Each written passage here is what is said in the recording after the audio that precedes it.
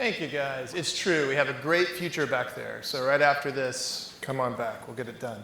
So I have a lot to cover, about 30 minutes. I'm between you guys and the bar, so let's get started. So how are you guys today? Okay. All right. How was the break? It was good? All right. Oh, do I have a clicker? I might need a clicker. Oh, thank you. A clicker from the future. Yes, exactly. Oh, it's pretty simple. All right, so my name is, in fact, Jonathan Roeder. I work on the data solutions group at Magento. This group was founded after the acquisition by Adobe, so it's fairly new.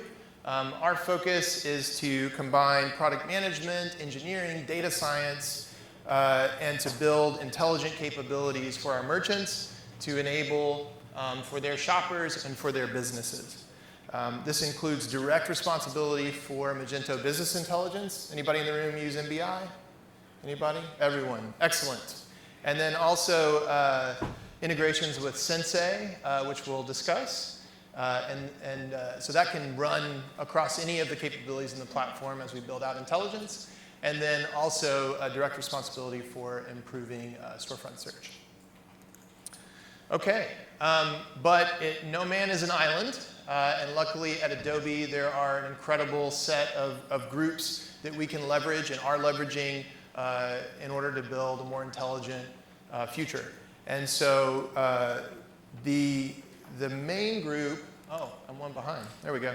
So the main group that I'd like to highlight today is actually the Adobe Research organization, which is a group of hundreds of research scientists, engineers, artists, designers, who work on early stage concepts, bleeding edge technology, collaborate with universities around the world, have published thousands of papers, and their goal is to invent the future and then apply it into Adobe products. And so they're a great group to work with. Also, as I mentioned, as Ram mentioned this morning, we're able to leverage Adobe Sensei, which is our framework and platform for building intelligent capabilities and then offering them up as services or actually embedded into our products. So Adobe talks the talk, it walks the walk when it comes to AI. There are over 100 features across Adobe suites of products that have artificial intelligent capabilities built in.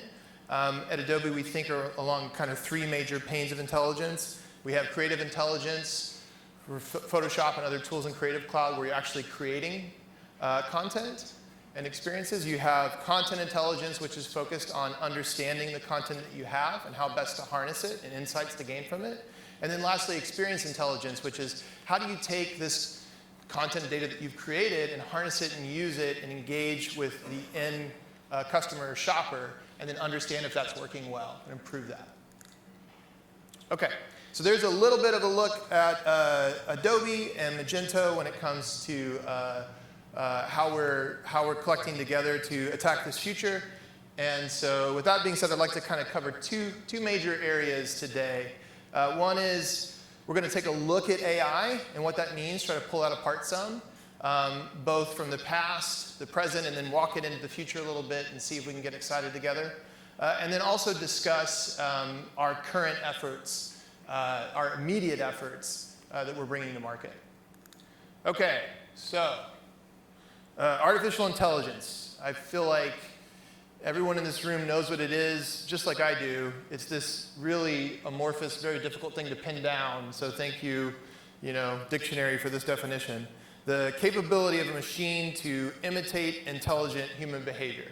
So it's not very helpful, but I think it illustrates that it's hard to describe. It's hard to know what it is. But it seems like we would know what it is if we saw it, right? What's something that we feel like only we can do? Well, how can we have a machine try to do it?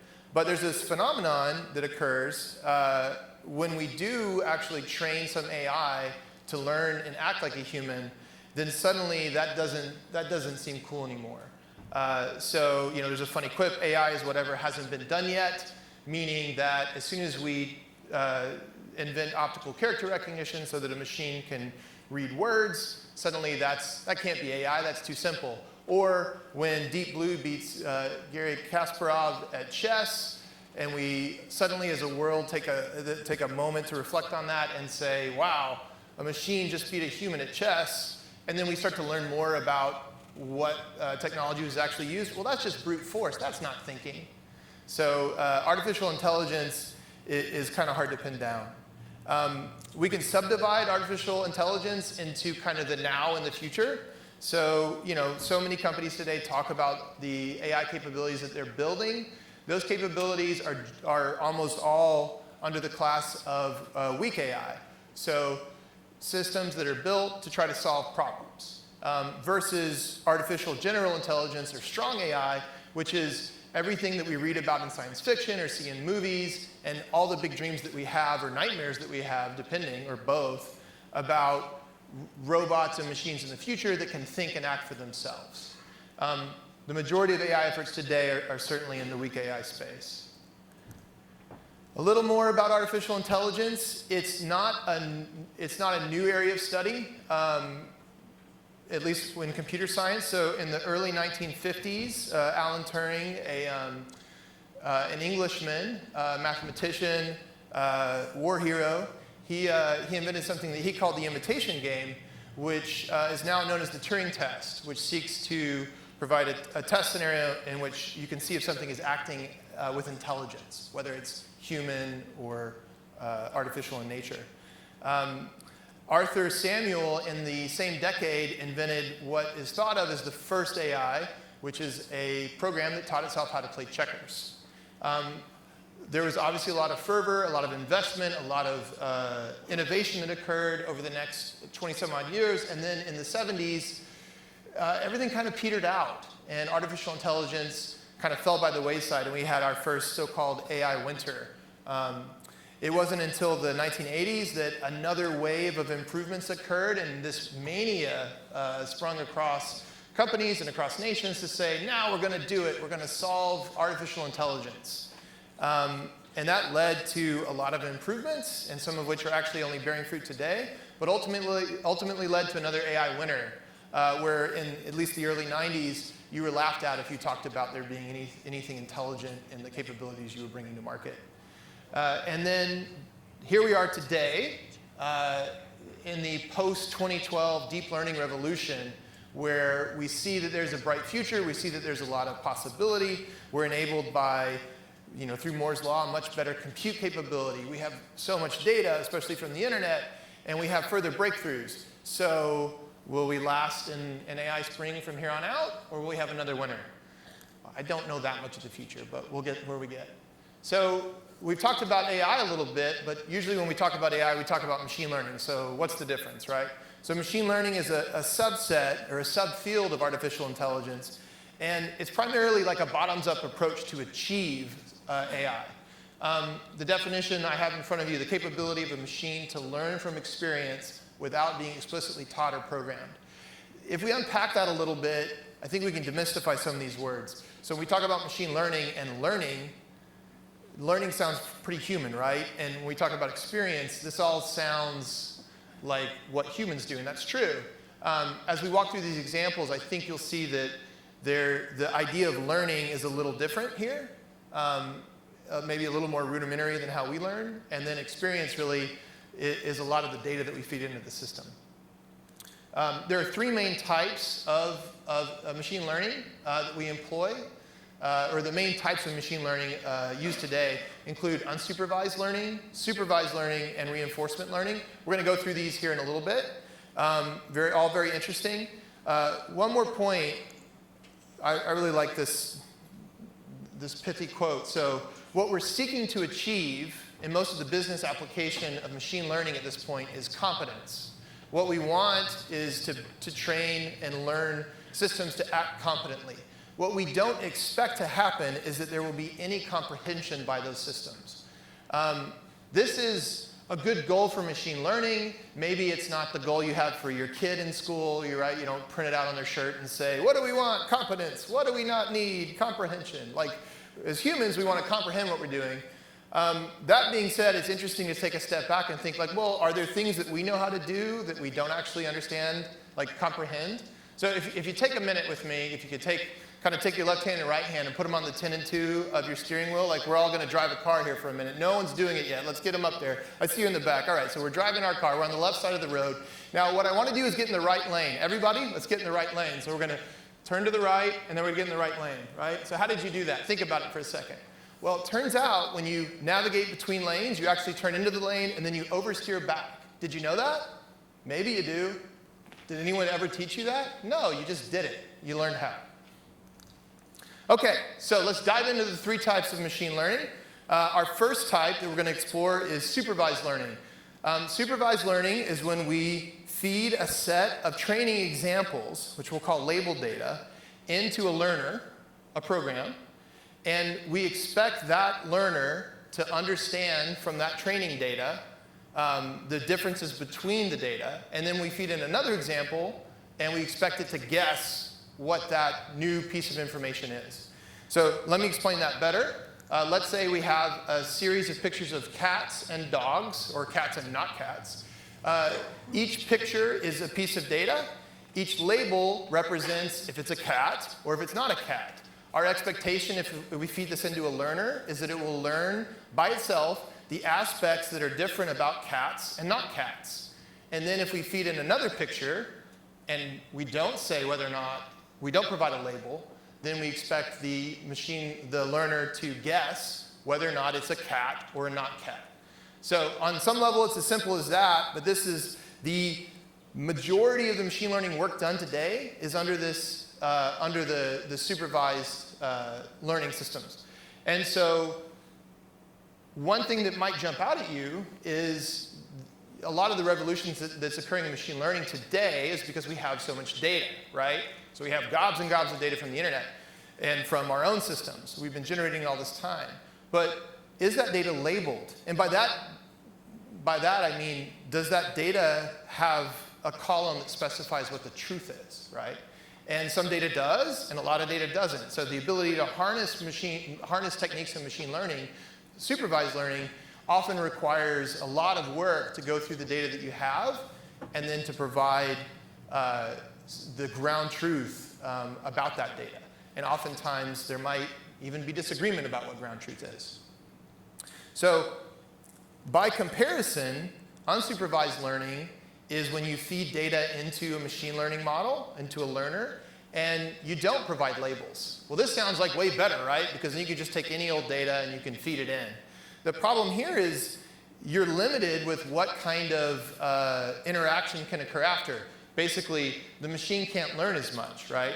So if I take a set of images, I provide labels, I feed it to a learner, I can then have the machine learning model guess what the next image is. But if I take a set of images and feed it into a machine learning model in an unsupervised way, all it can really do is separate those images into different groups of similar images. This can be very valuable. You can do cluster analysis on your shoppers and understand like different cohorts, but it's fairly limited in its applicability by comparison to supervised learning.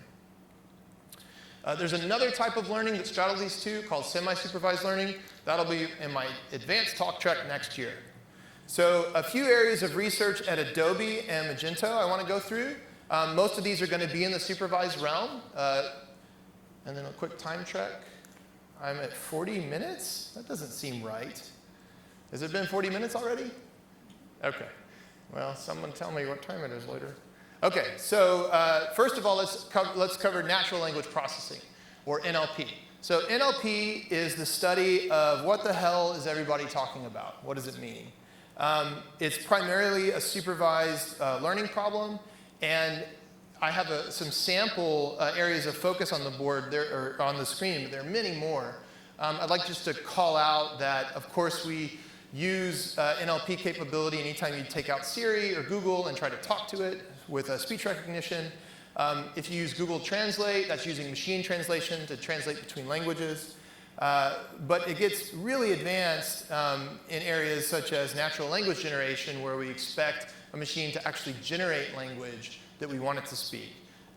So generating sentences, paragraphs. And then natural language understanding, which is we want the machine to read text and really understand as best as humans do what in the world that's about. NLP is wildly applicable to commerce, of course. We're seeing the explosion of conversational agents throughout people's lives. We all have them on our phones, but they're also potentially in multiple rooms in our house. They might be pre-installed in our apartment. They might be in our hotel room at Magento Imagine 2019.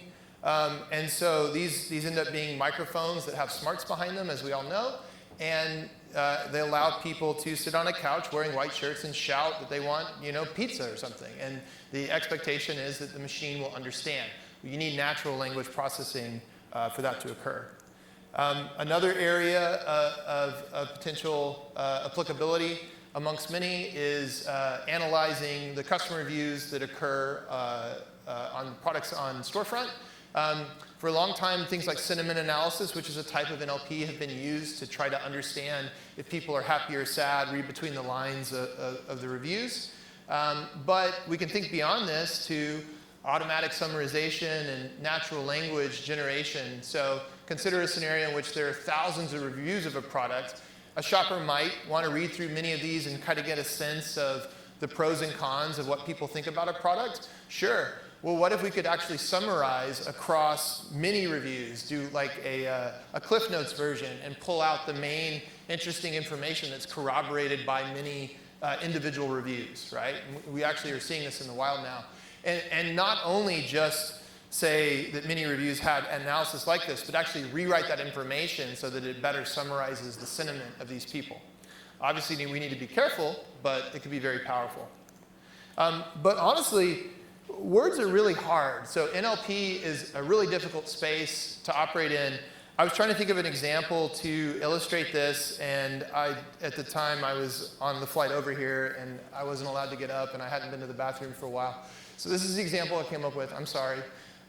So think about this phrase that we often use in America, which is, I would like to go to the bathroom, a room which, at least in public, generally has no baths, but you get the idea of it, right? So maybe if I were my grandpa, I'd say, I want to go to the John, right? Or if I were British or pandering, I would say, go to the loo, or go to the bog, or the water closet, or the toilet, right? So these are all just, hey, wait, Jonathan, this is fairly straightforward. These are just synonyms, right? Okay, well, what if I want to powder my nose? Like, maybe that's how I say that. Or hit the head, which is like an old nautical term. Or borrow the porcelain. Or easy, fellas, I'm going to hit the Causal, which I'm told is something some of you in this room will understand, and which apparently is also spelled like 10 different ways. So, guys, this is English. This is one language. This is 10 ways to say go to the bathroom. And I haven't included the 500 ways that I can't put up on this screen, right? So the variety of ways in which we communicate, the context in which we communicate, all these things are really difficult problems to solve. Okay, enough about bathrooms. So computer vision, another giant area of focus, a lot of applicability in commerce, of course. We already talked about how we could teach a machine how to identify cats and not cats. That's image classification or object detection. Optical character recognition, it's been a technology around for a long time. That's totally valuable. Facial recognition, right? You have Instagram and Snapchat and TikTok doing facial recognition and augmented reality on top of you. Video tracking. And then lastly, as we'll discuss, image generation, all incredibly interesting areas. And this is a tiny subset of what's available, or what's under study in this interdisciplinary scientific field. Obviously a huge area of research at Adobe. A quick example, some more pandering.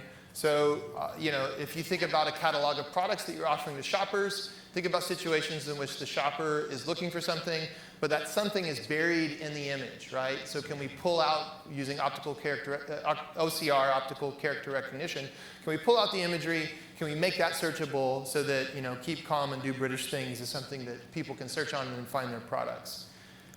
Likewise, people, shoppers, end users, they like to search, especially in apparel, they like to provide color when they search. So a naive approach to extracting the color from images, if we look on our left, we'll see that the primary color here has nothing to do with the actual product being offered for sale. So if I search for a white shirt, maybe this doesn't come back. But if we use commerce-specific detection, then we can first identify what the focus area is. It's the shirt, and then we can zoom in on that and then pull out the colors from there. Another area that is really blowing up is visual search. So allowing shoppers to provide images, and then the machine's job is to find similar images. In the example I have here, it's actually fairly complicated, right? There are multiple products being displayed in this ensemble. Perhaps a shopper just wants to search for one of these products. It's important to have advanced systems that can pull them apart. Okay, lastly, I think probably you guys are all savvy, you know the answer to this, but what do these pictures all have in common, other than they're all of cats? They're all fake. So I think especially the guy in the center, it's pretty amazing looking, right? So if you go to this person does not exist, or this cat does not exist.com, you can see a never-ending set of images that have been generated by machines that are now able to kind of pierce through that uncanny valley that we've held on to for so long. Deep fakes, right? So this also works with videos. You might have seen this. It works with audio and video clips. So you can see someone famous saying something and acting in a way that they definitely did not. There are interesting implications in our societies, but when it comes to commerce, one thing that's incredibly valuable here to be able to harness is creating content automatically. So imagine mapping something that's already possible, mapping your apparel onto models without the model ever putting it on, or constructing imagery or videos to showcase the products that you want to offer for sale, or the site experiences that you want to create without having to go through production of that. So if we look back at our kind of natural language processing and then also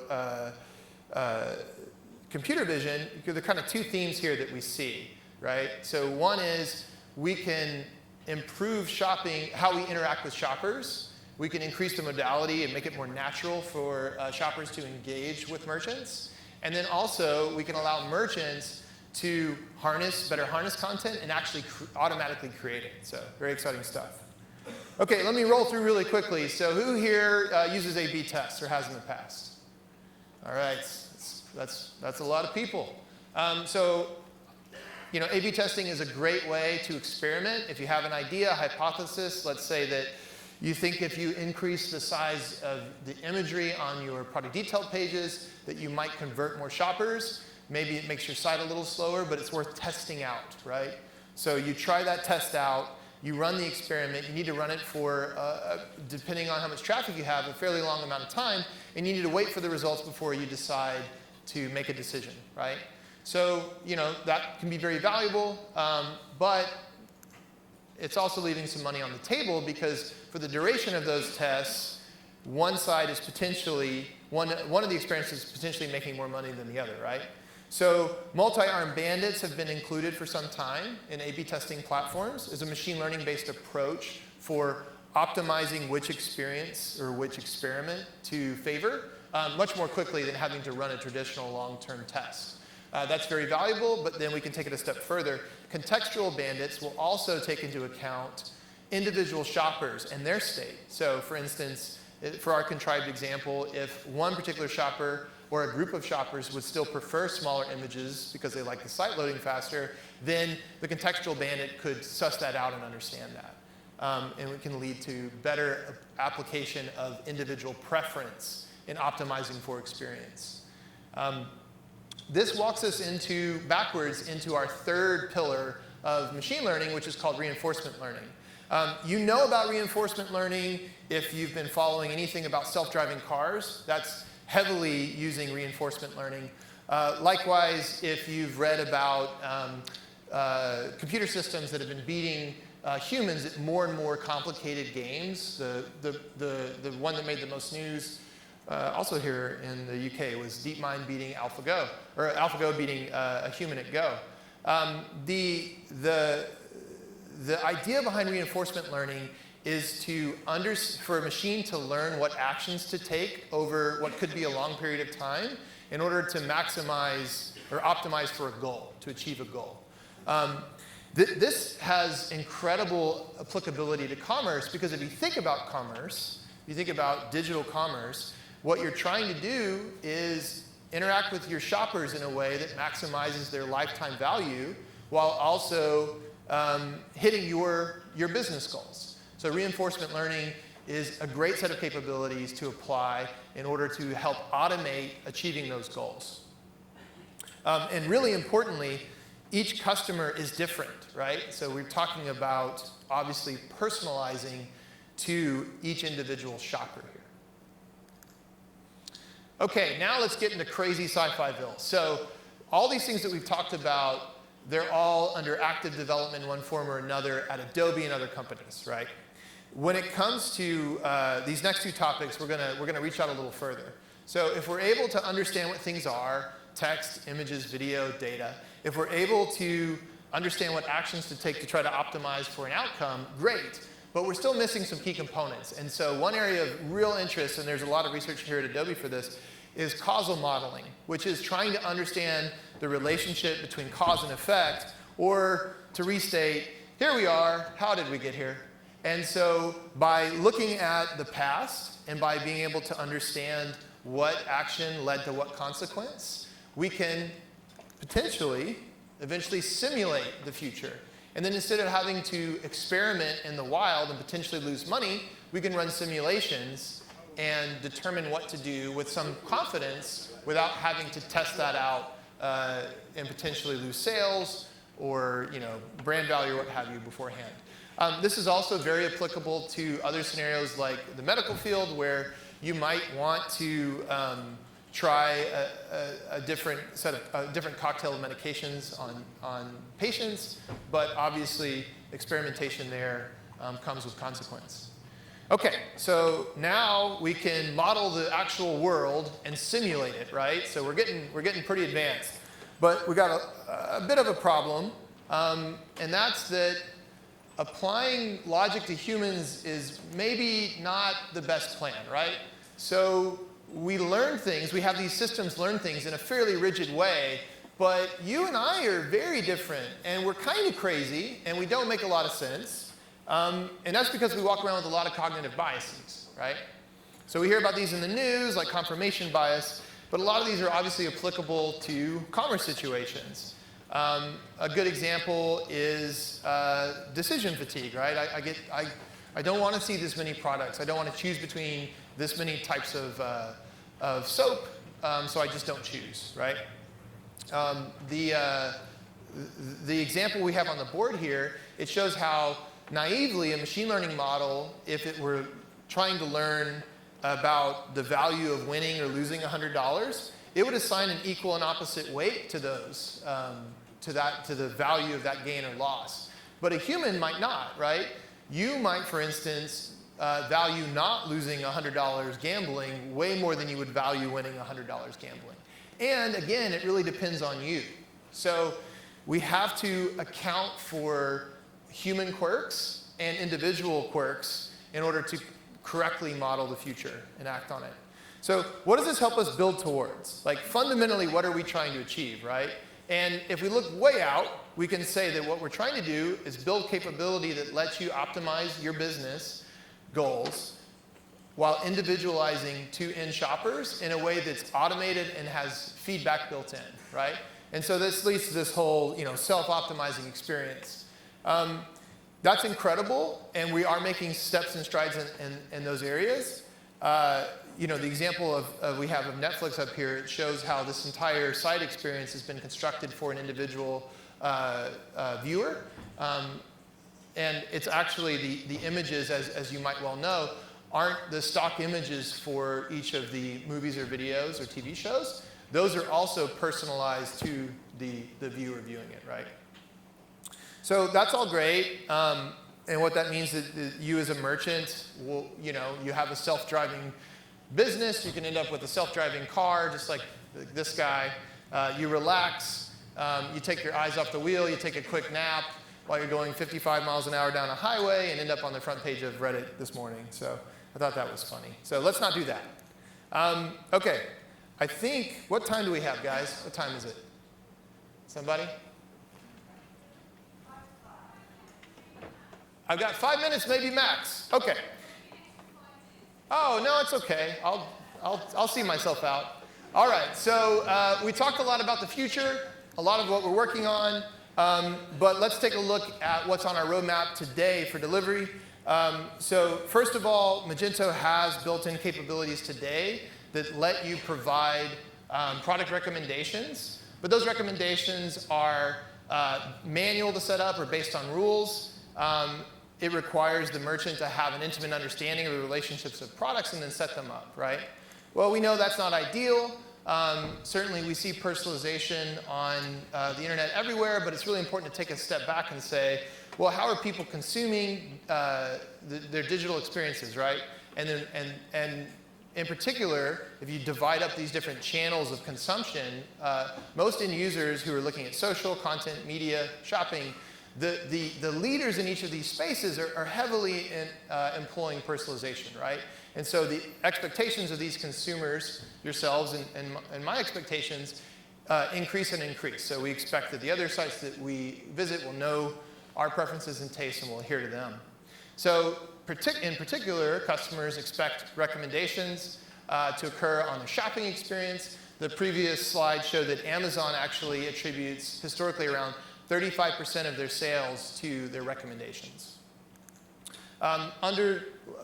If we think about the recipe of what's required for creating product recommendations, we have to start with our product data, attributes about our products, understanding of products, user data, interaction. What are people interacting with, searching on, looking at together, purchasing over time together. And then lastly, applying all that with machine learning algorithms, as we've discussed, to suss out the signal from the noise and understand the relationships between products.